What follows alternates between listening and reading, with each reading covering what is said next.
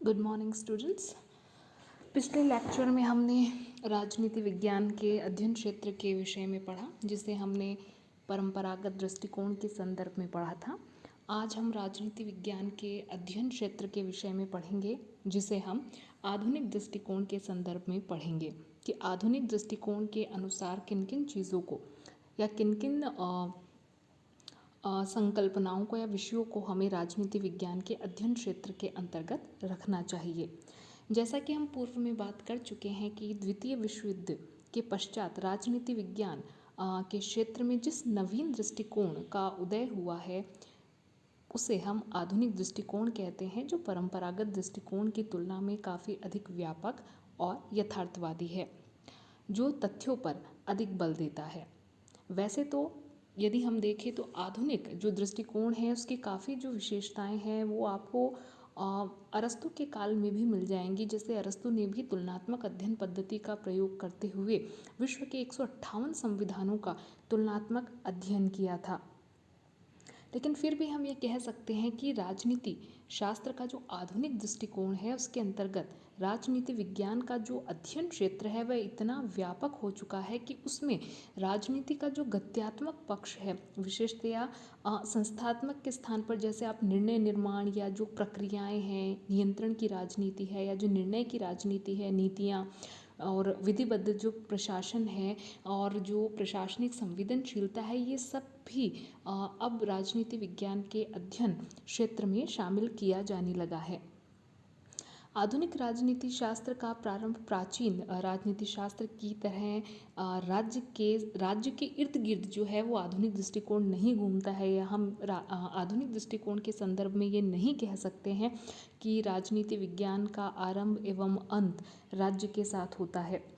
आधुनिक दृष्टिकोण न तो राज्य की सीमाओं को स्वीकार करता है और न ही राजनीतिक समस्याओं का अध्ययन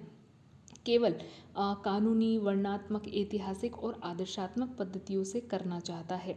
आधुनिक दृष्टिकोण की अपनी अध्ययन पद्धतियां हैं और मुख्य रूप से यदि आप देखें तो आधुनिक दृष्टिकोण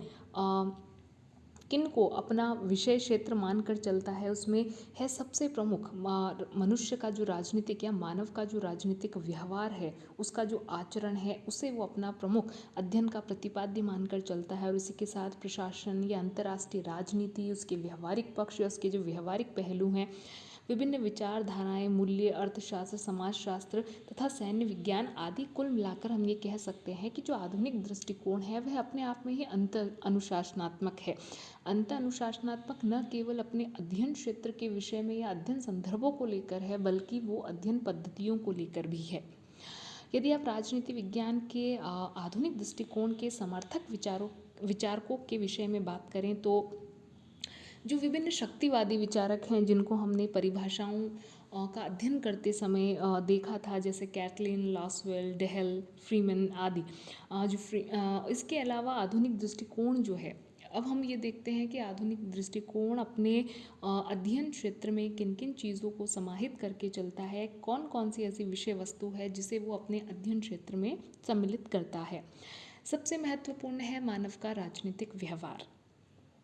आधुनिक दृष्टिकोण है वह राज्य के इर्द गिर्द नहीं घूमता, बल्कि उसके अध्ययन क्षेत्र में मुख्यतः मानव का राजनीतिक व्यवहार आता है।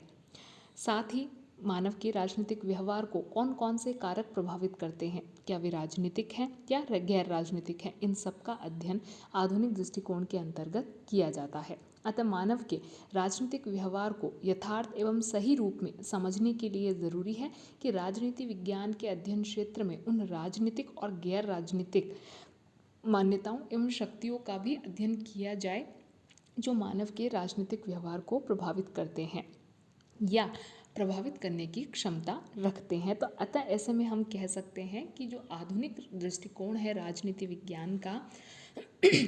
वह मानव के राजनीतिक व्यवहार को अपने अध्ययन का केंद्र मानकर चलता है। इसके अलावा ऐसी कई नई अवधारणाएं हैं जिनका अध्ययन परंपरागत राजनीतिक दृष्टिकोण के अनुसार नहीं किया गया, लेकिन आधुनिक दृष्टिकोण इन पर बहुत अधिक बल देता है। इसके अंतर्गत यदि आप देखें तो शक्ति, सत्ता, प्रभाव, वैधता, नियंत्रण, निर्णय निर्माण आदि की जो संकल्पनाएं हैं, ये आधुनिक दृष्टिकोण की ही देन है। इनके अध्ययन क्षेत्र में इन अवधारणाओं का वैज्ञानिक अध्ययन भी शामिल किया गया है। जो आधुनिक राजनीति शास्त्री हैं वे ये मानकर चलते हैं कि ये ऐसी आधारभूत अवधारणाएं हैं जिनकी पृष्ठभूमि में राजनीतिक संस्थाएं कार्य करती हैं। वे इन अवधारणाओं के संदर्भ में ही राजनीतिक संस्थाओं का अध्ययन करते हैं। अब हम बात करते हैं सार्वजनिक समस्याओं के संदर्भ में संघर्ष व सहमति का अध्ययन भी आधुनिक दृष्टिकोण के अध्ययन का एक प्रमुख विषय है। सार्वजनिक समस्याओं का आशय है ऐसी समस्याएं जो हमारे समाज के एक बड़े भाग को प्रभावित करती हैं और ये समस्याएं राजनीति का अंग मानी जाती हैं और इनका अध्ययन राजनीति का विषय क्षेत्र बनता है। ऐसे में निश्चित तौर पर विभिन्न जो राजनीतिक समस्याएं होती हैं या जो विभिन्न सार्वजनिक समस्याएं होती हैं जो राजनीति से संदर्भित होती हैं और वो राजनीति को प्रभावित भी करती हैं एवं उनके जो समाधान हैं वे भी राजनीति में निहित होते हैं। किस प्रकार इन राजनीतिक समस्याओं या जो सार्वजनिक समस्याएं होती हैं उन पर संघर्ष एवं सहमति किस प्रकार बनती है या संघर्ष की स्थितियों में कैसे हालात होते हैं और फिर राजनीतिक व्यवस्था उन दबावों का सामना कैसे करती है और अनंततः वे चीज़ें किस प्रकार संघर्ष से सहमति की ओर बढ़ती हैं, इन सभी प्रवृत्तियों का जो अध्ययन है वो राजनीति विज्ञान जो आधुनिक राजनीति विज्ञान है उसके अंतर्गत किया जाता है। अतः ऐसे में हम कह सकते हैं कि जो आधुनिक राजनीति विज्ञान है उसका जो अध्ययन क्षेत्र है वह परंपरागत राजनीति विज्ञान की तुलना में काफ़ी व्यापक है और जो आधुनिक राजनीति विज्ञान है वह परंपरागत राजनीति विज्ञान की तुलना में काफ़ी अधिक यथार्थवादी है और साथ ही यह न केवल अपने अध्ययन क्षेत्र में बल्कि अध्ययन पद्धतियों के संदर्भ में भी अधिक वैज्ञानिक एवं अंत अनुशासनात्मक दृष्टिकोण लिए हुए है। तो अब तक हमने देखा राजनीति विज्ञान का आधुनिक दृष्टिकोण के अनुसार जो अध्ययन क्षेत्र है। इससे पूर्व हम परंपरागत दृष्टिकोण के अनुसार राजनीति विज्ञान का अध्ययन क्षेत्र देख चुके हैं। अब हम इन दोनों ही जो हमारे दृष्टिकोण हैं परंपरागत एवं आधुनिक उन दोनों का तुलनात्मक अध्ययन करेंगे तो इससे हम इस कंसेप्ट को और बेटर समझ सकते हैं कि आखिरकार जो आधुनिक दृष्टिकोण है वो किन मायनों में परंपरागत दृष्टिकोण से बेहतर है या वो कौन सी भिन्नताएं परंपरागत दृष्टिकोण से रखता है। राजनीति विज्ञान का जो दोनों दृष्टिकोण हैं उनके मध्य का जो अंतर है विशेषतया अध्ययन क्षेत्र के संदर्भ में उसमें सबसे पहले तो हम उसे समय अवधि या काल खंड के आधार पर देख सकते हैं। इस संबंध में हम पूर्व में पढ़ चुके हैं कि राजनीति विज्ञान का जो परंपरागत दृष्टिकोण है वह बेसिकली द्वितीय महायुद्ध से पूर्व का है जबकि द्वितीय महायुद्ध के बाद में जो राजनीति विज्ञान के संदर्भ में एक नवीन दृष्टिकोण का उदय हुआ है उसे हम आधुनिक दृष्टिकोण के नाम से जानते हैं। यदि हम देखें कि स्वरूप या जो नेचर है बेसिकली दोनों ही दृष्टिकोणों का उसके अनुसार राजनीति विज्ञान में क्या फ़र्क है तो हम ये देखेंगे जो परंपरागत राजनीतिक दृष्टिकोण है वह राजनीतिक विज्ञान में राज्य सरकार राजनीतिक संस्थाओं के संगठन व कार्यों का तथा व्यक्ति व राज्य के पारस्परिक संबंधों का वैधानिक या कानूनी पद्धति से अध्ययन करता है जबकि जो आधुनिक दृष्टिकोण है वह राजनीति विज्ञान के अध्ययन क्षेत्र के केंद्र में व्यक्ति के राजनीतिक व्यवहार को रखता है और उसका व्यवहारवादी दृष्टिकोण से ही अध्ययन करता है।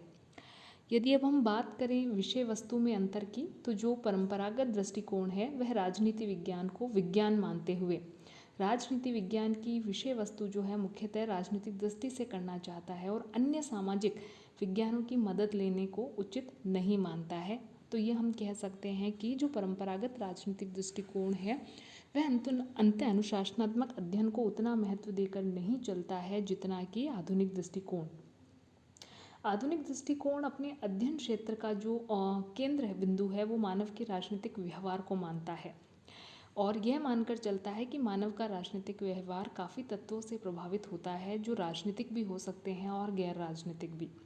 उसकी भावनाएं भी हो सकती हैं या कुछ आर्थिक कारक भी हो सकते हैं या कुछ सामाजिक कारक भी हो सकते हैं या कुछ मनोवैज्ञानिक कारक भी हो सकते हैं। ऐसे में जो आधुनिक दृष्टिकोण है वह राजनीति विज्ञान के अंत अनुशासनात्मक अध्ययन पर अत्यधिक बल देता है और वह यह कहता है कि राजनीतिक व्यवहार का अध्ययन करते समय आपको मनोविज्ञान या समाजशास्त्र या अर्थशास्त्र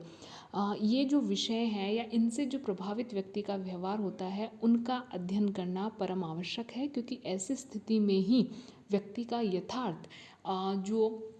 कारण हो सकते हैं उसके राजनीतिक, एक विशेष राजनीतिक व्यवहार के, वे सामने आते हैं।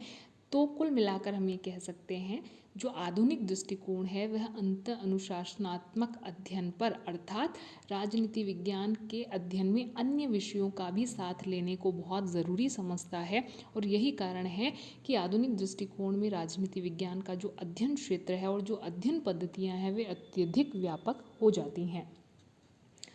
परंपरागत जो दृष्टिकोण है, बेसिकली वो जो विभिन्न संस्थाएं होती हैं जिसमें आप व्यवस्थापिका, कार्यपालिका, न्यायपालिका या राज्य या अन्य जो संस्थाएं होती हैं उनका औपचारिक अध्ययन किया जाता है। राजनीति का जो गत्यात्मक पक्ष है वो कहीं ना कहीं परंपरागत दृष्टिकोण में अनछुआ रह जाता है, लेकिन आधुनिक दृष्टिकोण जो है वो सैद्धांतिक के साथ साथ इसके गत्यात्मक पक्ष पर भी अत्यधिक बल देता है। यदि अब हम अंतर में अध्ययन पद्धति का अंतर देखें तो जो परंपरागत दृष्टिकोण है वह राजनीति विज्ञान के अध्ययन के लिए मुख्य रूप से आदर्शात्मक, वर्णनात्मक, ऐतिहासिक और कानूनी और साथ ही तुलनात्मक अध्ययन पद्धतियों का प्रयोग करता है। ऐसे में जो परंपरागत अध्ययन है वह आदर्शवादी और वस्तुनिष्ठ हो जाता है, जो कि उसकी अध्ययन पद्धति को अवैज्ञानिक बना देता है। आधुनिक दृष्टिकोण राजनीति विज्ञान के अध्ययन के लिए समाज विज्ञानों की वैज्ञानिक पद्धतियों का प्रयोग करता है, जिसमें विभिन्न सांख्यिकीय विधियां हो सकती हैं, गणितीय, सर्वेक्षणात्मक या जिनको हम कहेंगे जो वैज्ञानिक प्रविधियां हैं उनका प्रयोग किया जाता है। और साथ ही जो आधुनिक दृष्टिकोण है वह मूल्य निरपेक्षता पर बल देता है, जबकि जो परंपरागत दृष्टिकोण है वह मूल्यों में अत्यधिक विश्वास करता है। लेकिन चूंकि जो आधुनिक दृष्टिकोण है वह अपने अध्ययन को अधिकाधिक वैज्ञानिक बनाना चाहता है, ऐसे में वह अपने अध्ययन को तथ्यों पर अधिक आधारित करता है बजाय के मूल्यों के। अब हम बात करते हैं प्रामाणिकता के आधार पर। यद्यपि जो प्रामाणिकता यानी कि जो ऑथेंटिसिटी होती है या निश्चयात्मकता की दृष्टि से दोनों ही दृष्टिकोणों की अपनी अपनी कमियां हैं, लेकिन फिर भी हम ये कह सकते हैं कि जो परंपरागत दृष्टिकोण है उसकी तुलना में जो आधुनिक दृष्टिकोण है वो ज़्यादा ऑथेंटिक है या ज़्यादा प्रामाणिक है, क्योंकि उसकी अध्ययन पद्धतियाँ जो हैं वो वैज्ञानिक हैं। तो आज के इस लेक्चर में हमने आधुनिक दृष्टिकोण के अनुसार राजनीति विज्ञान का अध्ययन क्षेत्र क्या है के विषय में पढ़ा, और साथ ही हमने देखा कि आधुनिक दृष्टिकोण और परंपरागत दृष्टिकोण में क्या अंतर है। तो आज के इस लेक्चर में इतना ही। आगे आने वाले लेक्चर्स में हम